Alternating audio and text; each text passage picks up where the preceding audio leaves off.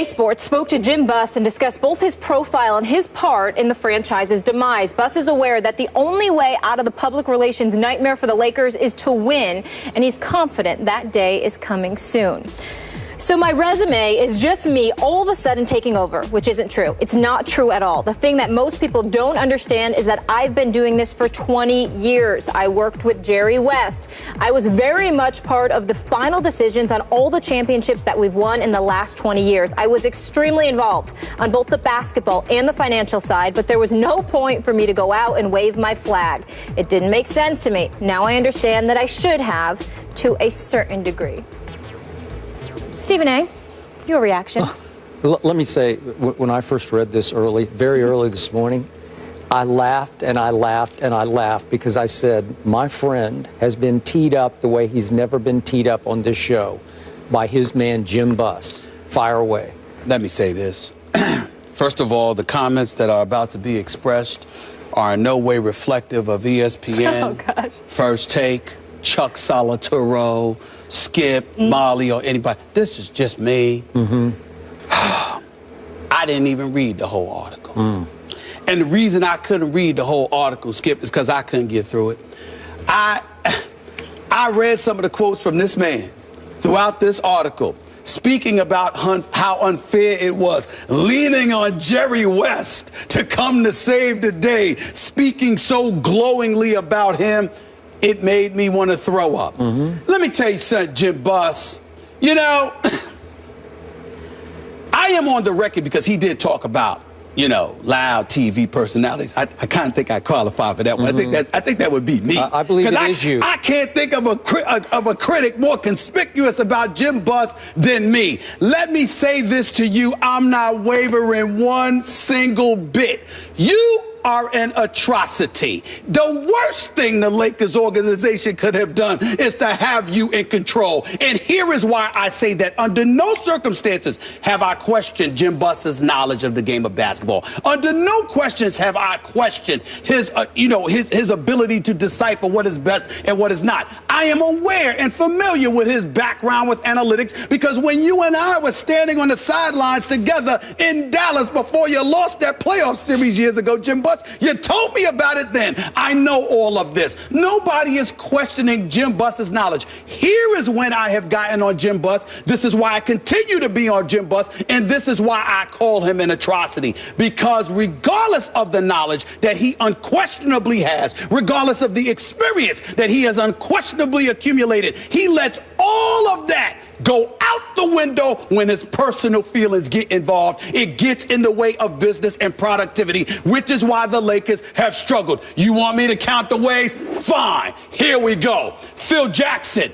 decides that he's going to step away. We know that you were one of the people pushing him out the door, even though you put it on your daddy. God rest his wonderful soul. We all miss the great Dr. Jerry Buss. You have an opportunity, okay? When Phil is going out the door, you want to keep Brian Shaw, even though he obviously didn't have the greatest record in Denver. No. But Kobe and others wanted Brian Shaw. What is the reason Jim Buss did not pick Brian Shaw? Because he's connected to Phil. That's why. Then obviously Mike Brown doesn't work out. You get rid of him 5 games into a regular season. 5 games. We can't even tell if somebody's got gas in 5 games. But you got rid of him in 5 games. Who did you bring in? You go and you interview Phil Jackson. You go to his home. You tell him we're going to sit there and you got until Monday morning to make a decision. You backdoor him and make the decision Sunday night. And who do you bring in? Mike D'Antoni. You turn around. Not only did you bring in Mike D'Antoni, but you turn around after that. And what did you do? You had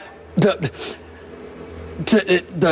gall to insult America by forcing Mitch Kupchak, who everybody knows is a reputable executive, very knowledgeable about the game of basketball, a protege of the great Jerry West. You got Mitch Kupchak literally comes out in public and says, we thought we picked the best man for the job. I'm paraphrasing because I don't have the direct quote in front of me, but that's around the block. That's around the area of what he said. That Mike D'Antoni no championships, no championship appearances, was a better choice than Phil Jackson. You got Dwight Howard. Oh, by the way, you had Dwight Howard there at the time. Certainly, he could do better. We all understand that. But he's a perennial all-star. He's one of the best big men in the game. He's clearly an asset to any organization that he's on. You want him in Tinseltown. You lose him. Why do you lose him? Because you get him to come to L.A. You tell him he's the future because one day Kobe's going to step away. We want to build this franchise around you, and then you ignore what he wants in Phil Jackson, and you bring in Mike D'Antoni, who you call Skip Bayless Mike and Tony because you think the D should be taken out of his name. Correct. All of these things, these are just the peripheral things that have happened under the stewardship of Jim Buss. We never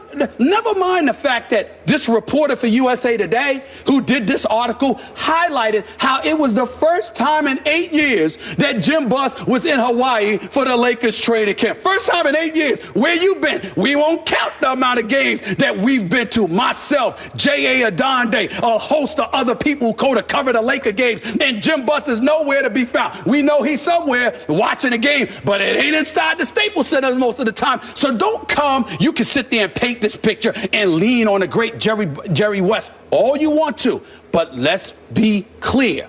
Jerry West can say what Jerry West wants to say. And if Jerry West was so concerned about the Lakers and about Jim Buss, what the hell did you leave for, Jerry West? Could it be because there was $1 million that the late Dr. Jerry Buss guaranteed to Jerry West if you acquired Shaquille O'Neal, if I remember correctly, and for some reason he reneged on that, albeit momentarily, and Jerry West's pride kicked in, and he decided to walk away from the Lakers organization. Don't get me started on the decisions that have been made by the Los Angeles Lakers organization that you could have done a far better job of. I'm going to say it again. Jim Buss knows basketball. He knows enough about the game. He has worked for the organization. He has worked hard. That has never been my issue again with him. My issue with him is that his personal animus has interfered with his basketball judgment, and it has been at the expense of the Lakers organization, and it has been at the expense of Laker Nation. As and it that's all I have to pertains to say. Phil Jackson. As it pertains to Phil Jackson, yes, I agree. and the other things that I mentioned. Right. And in the end, it has cost the Lakers organization the allure that it once has. Prove me wrong. Go out there and get a marquee free agent. Because the last time I checked, you haven't had one in years. They haven't elected to come to Los Angeles. And we all know that if Dr. Jerry Buss was still alive, somebody, whether it's a LaMarcus Aldridge or somebody, would have came to L.A. by now. They didn't come because of Jim Buss. And then you have the nerve to call out Magic Johnson? Magic? Really? Ooh, go ahead. By the way, I'm a little less emotional than you are about this. Go ahead. To your point, his very sister Jeannie wrote in her book Laker Girl that she felt stabbed in the back. And I'm assuming that's by her brother over the Phil Jackson episode, right? Is that fair to say? Yes, yeah, stabbed in the back. Okay. Here's my takeaway, and I'm looking at it through the eyes of a poor Laker fan out there. Any Laker fan who took the time to work through this entire article would have gotten sicker by the line. And after a while, you'd go from queasy to angry because, in the end, this is desperate delusion. That's what it is. He is desperately delusional. He is trying to convince this reporter from USA Today, and in turn, the few fans who still are gullible enough to believe his baloney, that he's on the right track. And I'm going to leap before I hit another quick couple of points. I'm going to leap to the end where he says, yeah, I think we're in a dynamite position, not a good position, a dynamite position in our rebuilding program. But he goes on to say that he now needs 2 more years before they're an actual contender for the championship. He says in 3 years from now, they could be a contender, and then you can judge me. Now, Jeannie is saying he's got 2 years to do this, so they're a little not on the same page here. But he concludes, I'm going all the way to the final paragraph, which you did not reach. Jim Buss predicts they will make the playoffs in the Western Conference this year. That's laughable to me this year. They are not going to make the playoffs in the Western Conference. I'm sorry. It's not. It's just too loaded. It's too deep. They'll obviously be a little bit better depending on Kobe's health and his ability to bounce back, but they're not going to make the playoffs. Now, let's go back to the great Jerry West. I have always been his biggest fan, and you cannot tell me Jerry West didn't have a whole lot to do with what Golden State just did last year, because he was an advisor. He was a team builder in the background, albeit, but you don't think his fingerprints weren't all over that championship last year? You don't think this franchise has suffered without him? But you know Jerry, right? He's as nice a man as you'll ever meet. And so he's going out of his way, out of respect for the late, great Dr. Buss, to say about the Sun here. And he's saying that the Sun is saying that Jerry wrote me a letter a few years back saying, don't listen to your critics because they all have motives and agendas and they don't know what they're talking about. And I'm assuming you might fall into that group, right? Okay, I'm assuming that, but I don't know that for a fact. So my point is, Jerry goes out of his way to say about the analytics part that Jim is really smart, but he's the easiest target out there. Well, it's because he's turned himself into the easiest target out there. He deserves to be the easiest target out there. And then we get all the way to the Magic that you talked about. Magic has been critical, rightfully so, of Jim Buss. Nobody loves the purple and gold any more than Magic Johnson. Is that fair to say? I mean, you want to talk? You think these people bleed? The family bleeds? Please. Come on, Let me tell you something right now. The city of Los Angeles would throw a parade right now if Magic Johnson became the owner of the Lakers. You got that right. They throw a parade right now. Okay, so he responds to the criticism from the great Magic Johnson. This is Jim Buss saying, it's like, really, dude? My dad made you a billionaire almost. Really? Where are you coming from? That's what he says about Magic Johnson. And Magic issued a one-line statement to USA Today, which said, it's all about winning, comma, Jim. So it's pointed right at Jim Buss. Okay. Well, it is. And winning would cure all this. But how close are they to competing for a championship? Seriously. Oh, come on now. Okay, come on now is exactly where I am. So I look at what's happened. Even this last draft. I told you going into the draft, I'm not a big D'Angelo Russell guy. Maybe he'll be, I hope he's better than I think for Kobe's sake. And I like Julius Randle, who they got at 7. But remember, they took D'Angelo this past year at number 2, and they had Okafor there. And you corrected me on this. They thought they had a grand plan where they could land a big man, and it didn't happen. Why didn't it happen? Exactly. That's what I want to know. Exactly. Why didn't it happen? Because of this guy. Because of that guy. Yeah. Because, listen. Okay. There have been times when the Los Angeles Lakers have worked out players. And Jeannie Buss and Jim Buss are in the same gymnasium and nowhere near one another.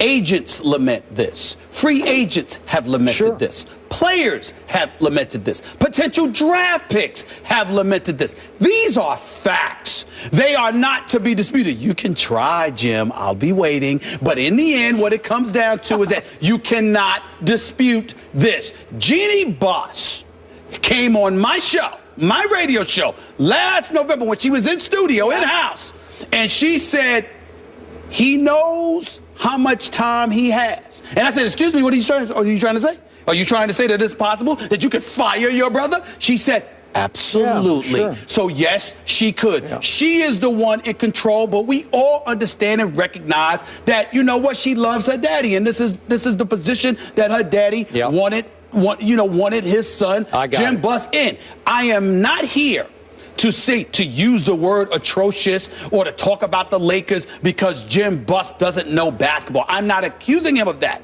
What I am accusing him of, and why I get on him, is not because of his basketball acumen. It is because he has allowed his personal emotions to get in the way of that at the expense of the Magic Johnsons of the world, Laker Nation, and the Lakers franchise. The fact that you would sacrifice the Lakers and its great tradition because of your personal feelings is inexcusable as it gets. So he could sit here and he could talk all day. I want to thank USA Today for doing this fabulous, fabulous article and revealing just how nauseating this man can get. I feel sorry for the Lakers organization. Y'all ain't going anywhere until that man is gone. Remember, all USA Today did was just give him the floor. And I applaud them for it. Yeah. I applaud them for it. But you saw he took it.